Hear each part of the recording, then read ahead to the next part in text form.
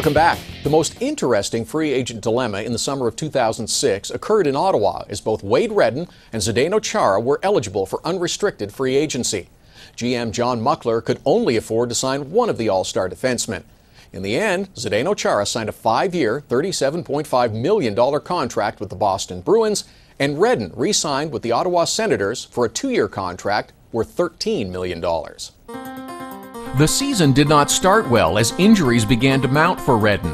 A nagging groin injury made Redden miss 8 games early in the year, and then a thunderous check by Florida's Jay Bouwmeester forced him to miss 9 more games.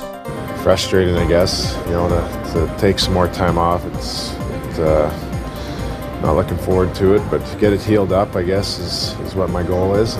The second half of the season saw the Senators rise up the standings, finishing 4th overall in the Eastern Conference.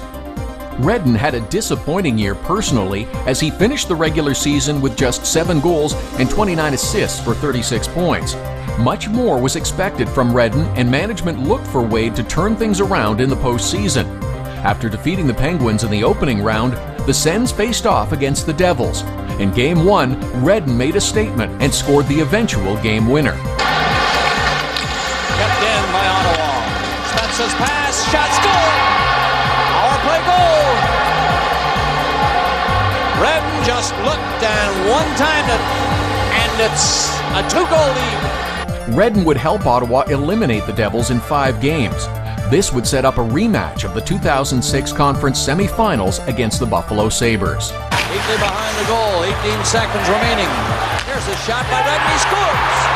Redden with a high shot! 2007 would provide a better outcome for Ottawa as the Senators needed just 5 games to defeat the Sabres and head to the Stanley Cup final. Ottawa found themselves faced with an imposing matchup against Anaheim. The Ducks were a team built to pound opponents into submission, and the Sens were no exception.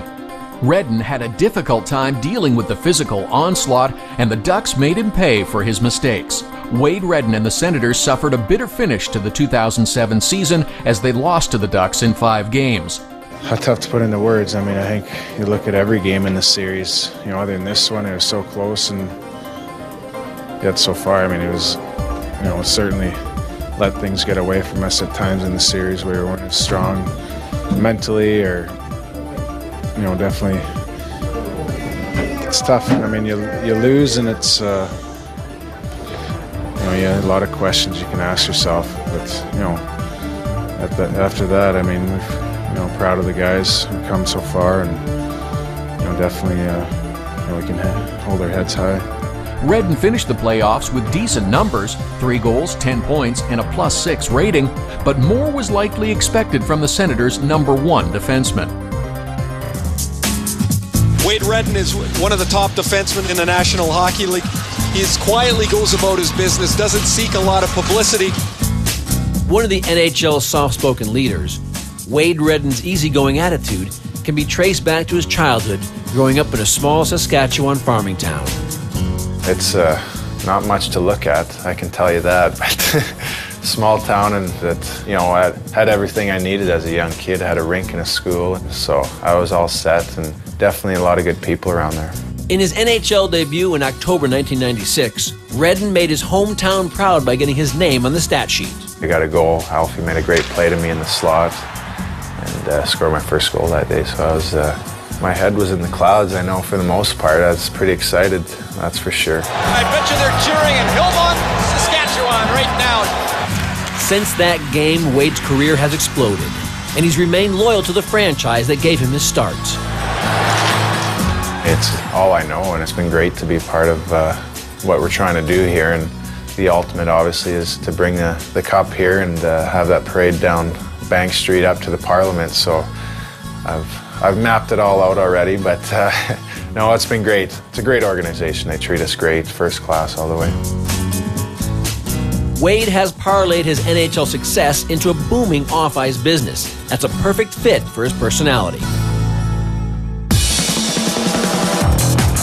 Roswell Wake Air, it's in the wakeboarding industry, and we're manufacturing and designing towers for boats, accessories for boats, speakers, lights.